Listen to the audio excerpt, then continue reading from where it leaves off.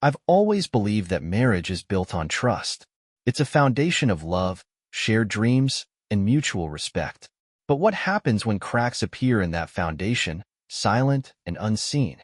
My wife, Amelia, and I had been married for over a decade. To the outside world, we were the picture-perfect couple, successful careers, an active social life, and two incredible children. But within our home, things had begun to shift. It started subtly. Amelia's energy changed. She became distant, less enthusiastic about the moments that used to bring us joy. Our conversations became mundane, reduced to schedules and logistics. The spark that once ignited our connection flickered, struggling against an invisible breeze. I wanted to believe it was the stress of her new job, the pressure of balancing everything. Then came the day she sat me down, her voice calm yet tinged with something unfamiliar. "I've been thinking," she began, her hands twisting a napkin in her lap. "About us. About what makes us happy." I nodded, unsure of where she was going but desperate to bridge the gap between us. "I want an open marriage," she said, the words tumbling out like stones. For a moment, I couldn't process it. My thoughts spiraled, crashing into one another as I tried to grasp what she meant. "An open marriage?" I repeated, my voice shaky. "Yes," she replied, her tone steady. "I love you, but I need more freedom to explore."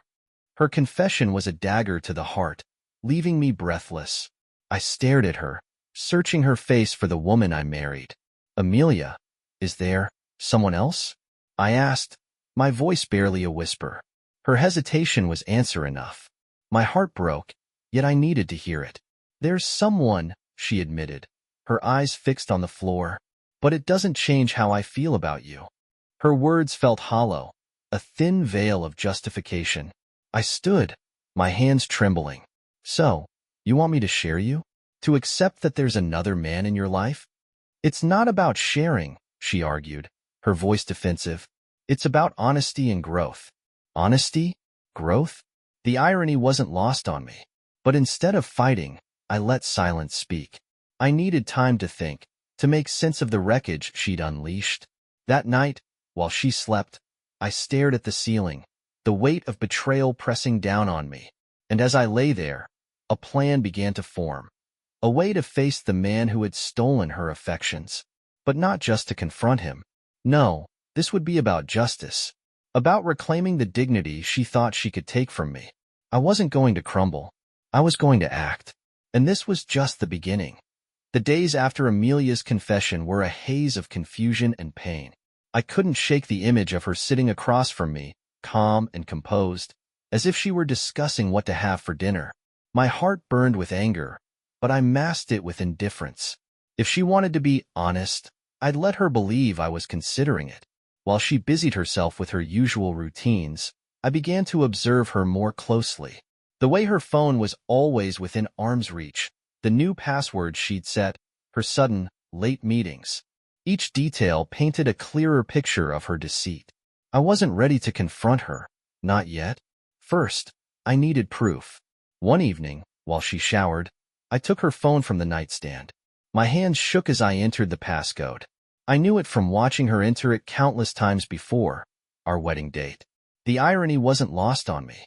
Inside, I found exactly what I feared. Messages, photos, and voice notes between Amelia and a man named Ryan. Ryan was everything I wasn't, or so it seemed in their exchanges. She called him adventurous, thrilling, her escape. The bile rose in my throat as I scrolled through their conversations, each one a knife twisting in my chest. But amidst the hurt, an idea began to take shape. Revenge. Not just on her, but on him too. I didn't know much about Ryan, but his texts mentioned his wife Melissa. He referred to her in passing, a hurdle to his freedom. It was clear that Melissa had no idea what her husband was up to. That made two of us who'd been left in the dark. Over the next few days, I pieced together more information. Ryan was a regional sales director for a pharmaceutical company.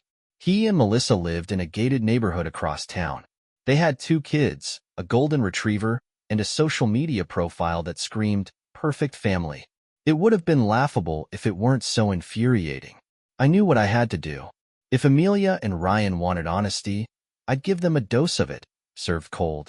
The first step was reaching out to Melissa. It wasn't difficult. A quick search led me to her Facebook profile. She was beautiful, in a classic, understated way. Her posts were filled with pictures of her family, captions brimming with love and pride. She didn't deserve this any more than I did. I drafted a message, my fingers hesitating over the keyboard. What do you even say to someone in this situation? After several failed attempts, I settled on something simple. Hi, Melissa. I'm reaching out because I think you deserve to know the truth about your husband, Ryan. He's been involved with my wife, Amelia. I have proof if you're willing to talk. I hit send before I could second-guess myself. The waiting was excruciating, each passing hour stretching into eternity. I wondered if she'd dismiss me as a liar or confront Ryan without hearing me out. But that night, as I lay in bed, my phone buzzed with a reply. Who are you, and why should I believe you? Her skepticism was warranted, but I was prepared. I sent screenshots of the texts and photos I'd found, careful to redact anything too explicit. Moments later, she called. Her voice was shaky, a mix of anger and heartbreak. I can't believe this, she whispered. I had no idea. I'm sorry, I said, my own pain seeping into my words. But I thought you should know. You didn't deserve to be kept in the dark. Melissa was quiet for a moment before speaking again. What do we do now? It was a good question, one I'd been asking myself since this nightmare began. But as we talked, a plan began to form, one that would ensure Ryan and Amelia faced the consequences of their betrayal. And as we hashed out the details, I felt the first flicker of control returning to my life. The storm was brewing, and they had no idea what was coming. Melissa and I agreed to meet in person 2 days later. We chose a neutral location, a coffee shop on the outskirts of town. It was early afternoon, and the place was quiet, save for the hum of conversation and the occasional hiss of the espresso machine. I arrived first, choosing a corner table where we could talk without interruption.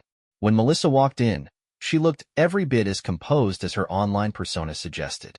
But her eyes betrayed her. A storm of anger, hurt, and uncertainty swirled beneath the surface. She spotted me and approached with cautious steps, clutching her purse tightly. David, she asked, her voice soft but edged with steel. I nodded and stood, extending a hand. Melissa, thanks for coming. She shook my hand briefly before sitting down, her gaze flickering to the manila envelope on the table between us. Is that everything I found? I confirmed.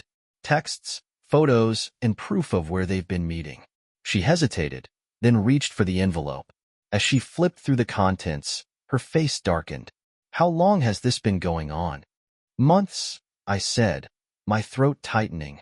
At least 6, based on the messages I've seen. She closed the envelope and placed it back on the table, her hands trembling slightly. I don't even know what to say. You don't have to say anything, I replied. But I thought you deserved to know. Melissa stared at the table, her expression shifting from despair to determination. Ryan's been lying to me for years. First, it was small things, working late, unexplained trips.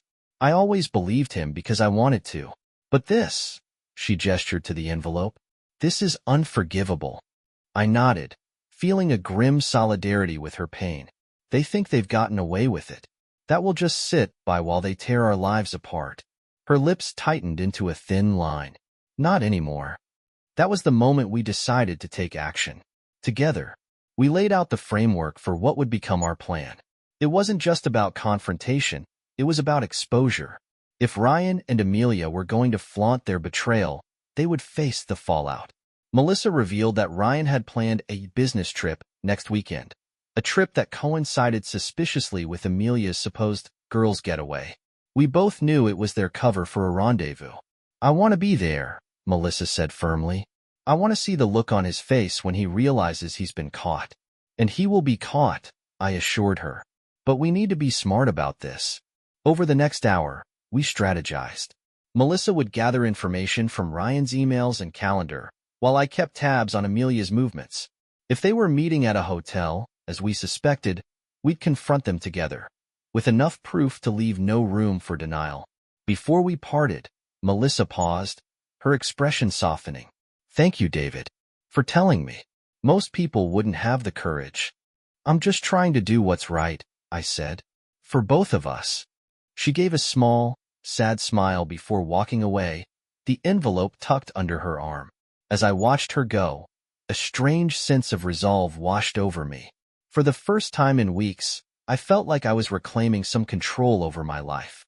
Amelia and Ryan thought they were untouchable, shielded by their lies. But they were wrong. The trap was set, and it was only a matter of time before they walked into it. The following days were a blur of covert operations. Melissa and I worked tirelessly, exchanging updates and gathering evidence. I hadn't realized how sharp she was until now.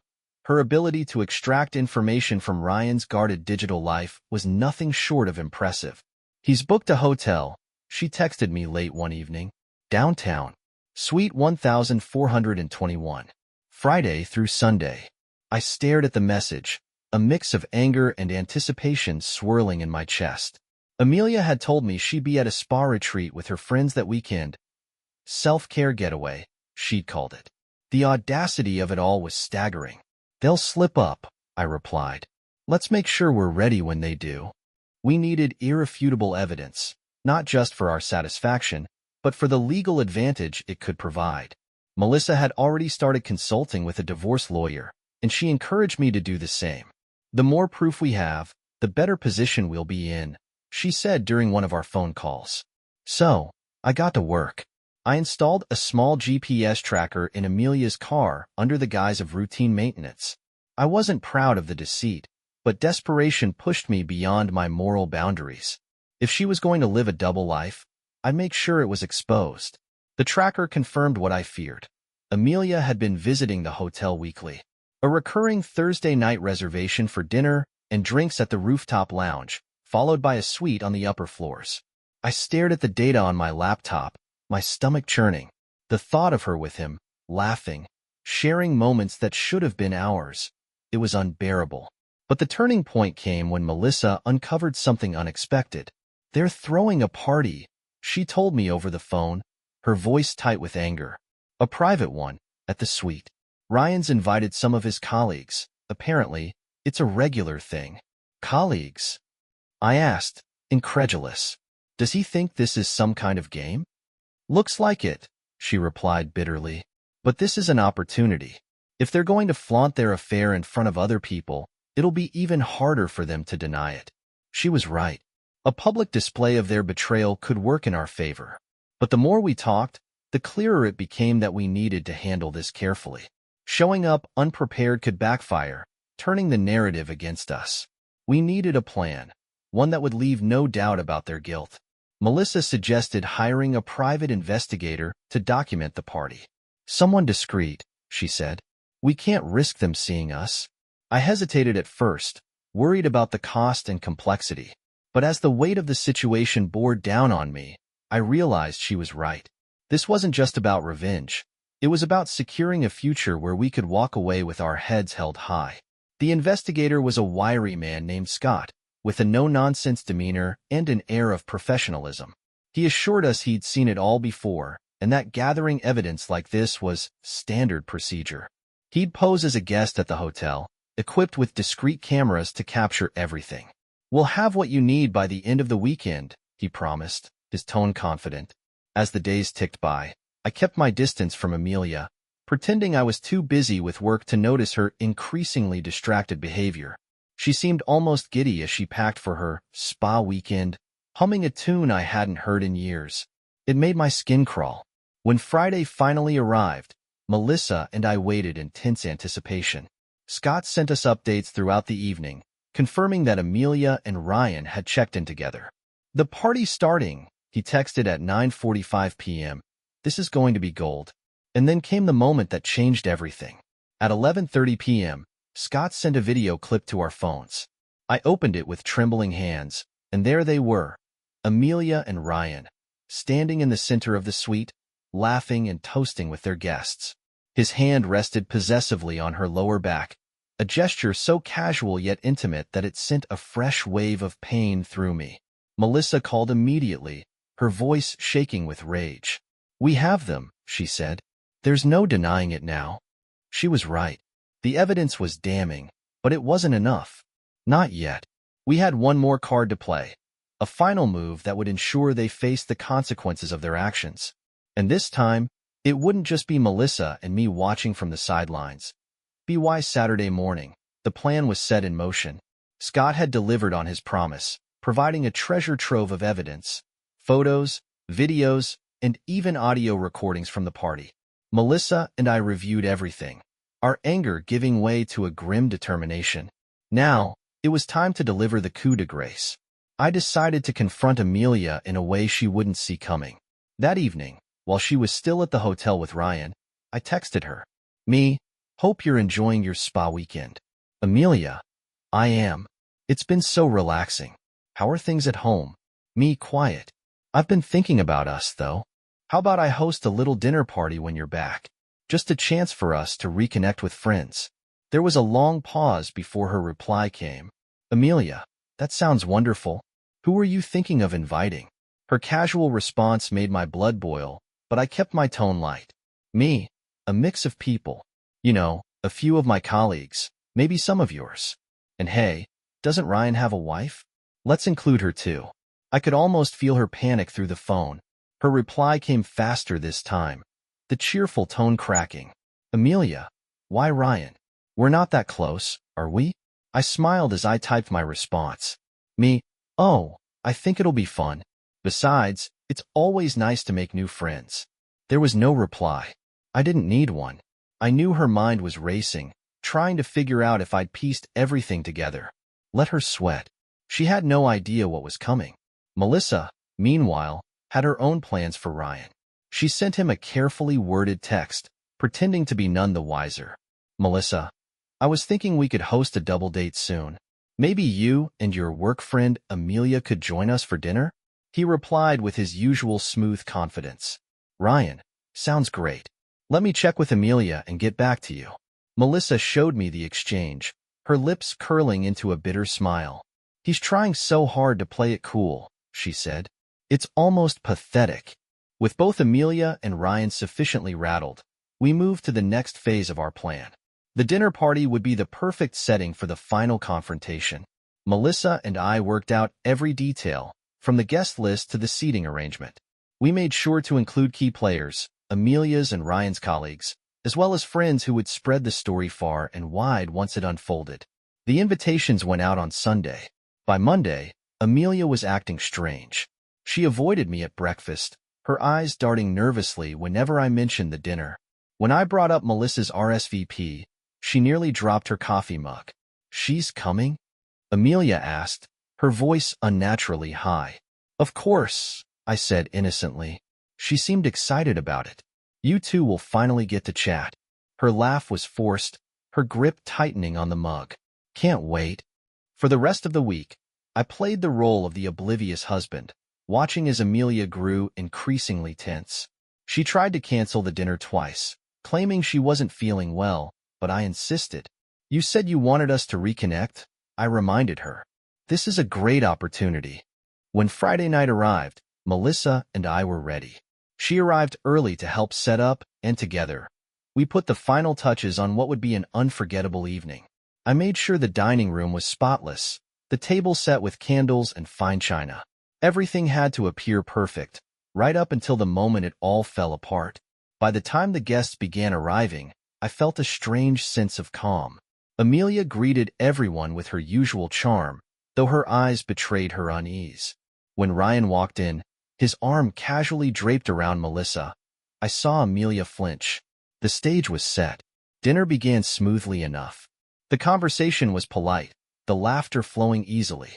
But beneath the surface, tension simmered. I caught Amelia stealing glances at Ryan, her face a mix of fear and longing. Melissa played her part brilliantly, chatting with Amelia as though they were old friends. And then, as dessert was served, Melissa gave me the signal. It was time to drop the act. Ryan, I said, my voice cutting through the chatter. I heard you've been working closely with Amelia lately. Must be a relief to have such a supportive colleague. The room fell silent. Ryan froze, his fork halfway to his mouth. Amelia's face turned pale, her hands trembling in her lap. Oh, They've been very close, Melissa added, her tone dripping with venom. In fact, I think they've gotten closer than most colleagues do. Gasps rippled through the table. All eyes turned to Amelia and Ryan, who sat like deer caught in headlights. And then, I pulled out my phone. Why don't we let the group decide? I said, tapping the screen to play the video Scott had sent us. The room erupted into chaos as the footage played, exposing their betrayal for all to see. Amelia buried her face in her hands, while Ryan stammered weak excuses. Melissa and I exchanged a glance. Our mission accomplished. This was only the beginning. The fallout would be theirs to deal with, but for us, it was a step toward reclaiming our lives. The room descended into pandemonium. Conversations broke out at once, a cacophony of outrage, disbelief, and hushed murmurs. Amelia sat frozen, her face buried in her hands, as the video played on my phone for all to see. Ryan, meanwhile, looked around wildly, searching for some kind of lifeline. Melissa sat across from him, arms crossed and lips curled into a thin, grim smile. I stood at the head of the table, my composure unwavering. This, I said, gesturing to the phone, is what happens when you think you can betray the people who trust you. Amelia and Ryan thought they could make fools of us. Tonight, they're learning otherwise. The video ended, the final frame freezing on Ryan and Amelia in a compromising position. The silence that followed was deafening. David, Amelia started, her voice trembling. Please, this isn't. Don't, I interrupted, my voice cutting through the air like a whip. Don't insult my intelligence with more lies. You've said enough. Ryan tried to speak next, his usual confidence faltering. Look, this is just a misunderstanding. Is it? Melissa interjected, her tone icy. Because from where I'm sitting, it looks pretty clear. You lied to me. To all of us. And for what? A cheap thrill? The other guests, a mix of our colleagues and mutual friends, exchanged uneasy glances. Some whispered to one another, while others stared at Amelia and Ryan with thinly veiled disgust. It was everything I'd hoped for. Their betrayal wasn't just exposed. It was laid bare in front of an audience they couldn't escape. You two deserve each other, Melissa said, her voice breaking slightly. But don't think for a second that we'll let you walk away unscathed. Amelia finally raised her head, tears streaming down her face. David, I'm sorry, she whispered. I made a mistake. Please, can we just— Mistake? I laughed bitterly. Mistakes are spilling coffee or forgetting an anniversary. What you did was calculated. You lied to me, to our family, and for what? Him? I pointed at Ryan, whose face burned red with shame. Ryan pushed back his chair, his earlier bravado completely shattered. I think it's time I leave. No, Melissa snapped, her eyes blazing. You don't get to slink away like a coward. Sit down and face what you've done. He hesitated, but the weight of her words made him sink back into his chair, defeated. I turned to the room, addressing everyone else. Now you all know the truth. Amelia and Ryan thought their lies wouldn't catch up to them. I hope this serves as a reminder.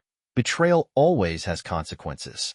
One by one, the guests began to leave, their expressions a mix of pity and judgment. As the last person walked out, Melissa and I shared a look. We'd done what we came to do. Now, it was time to deal with the aftermath. Amelia and Ryan, their lives in ruins, would have to pick up the pieces themselves. We owed them nothing. The door clicked shut behind the last guest, leaving the four of us in an oppressive silence. Amelia sat slumped at the table, her tear-streaked face hidden behind her hands. Ryan's gaze darted between Melissa and me, desperation written all over his features. Melissa stood with her arms crossed, her composure a thin veneer barely concealing the storm brewing within. I leaned against the table, locking eyes with Amelia.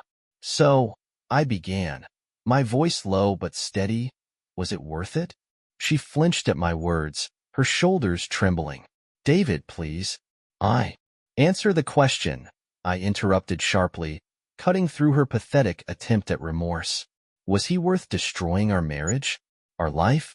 Was he worth the lies, the secrets, the betrayal? Amelia shook her head, her voice a strangled whisper. No. I don't even know why.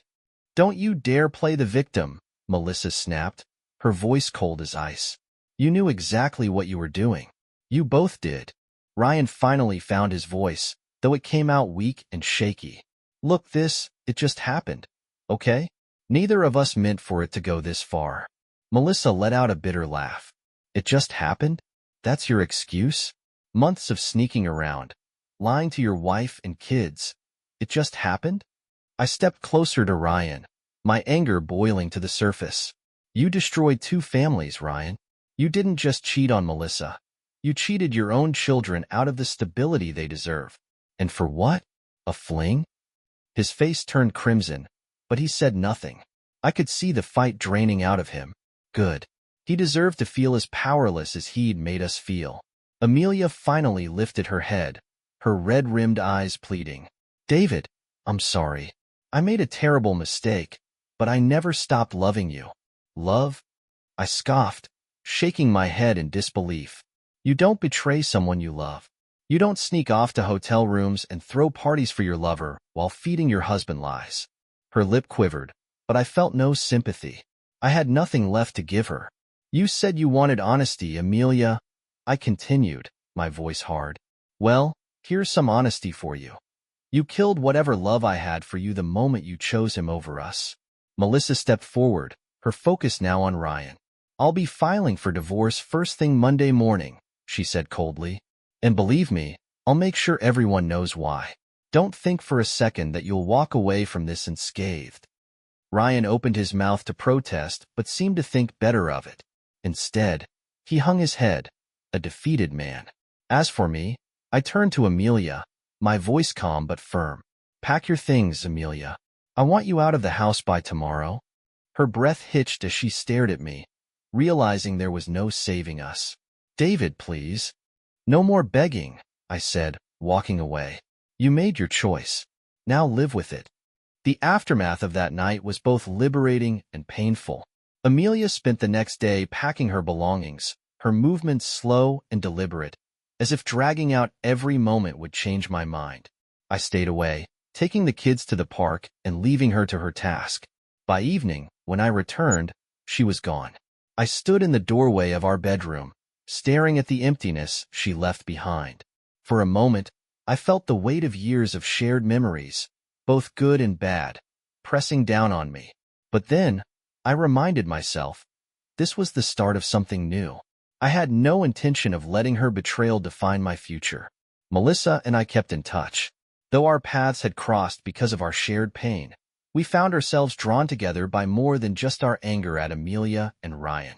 Late-night phone calls turned into long conversations, sharing not just the hurt, but also the hopes we had for the future. For the first time in months, I felt like I could breathe again. Amelia and Ryan didn't have the luxury of a quiet aftermath. Word of their affair spread quickly, thanks to the guests who had witnessed their exposure. Ryan was let go from his job after Melissa shared evidence of his inappropriate workplace conduct with his company's HR department. Amelia faced judgment from friends and family, many of whom cut ties with her entirely. I took solace in knowing that justice, in some small way, was being served, but I didn't let it consume me.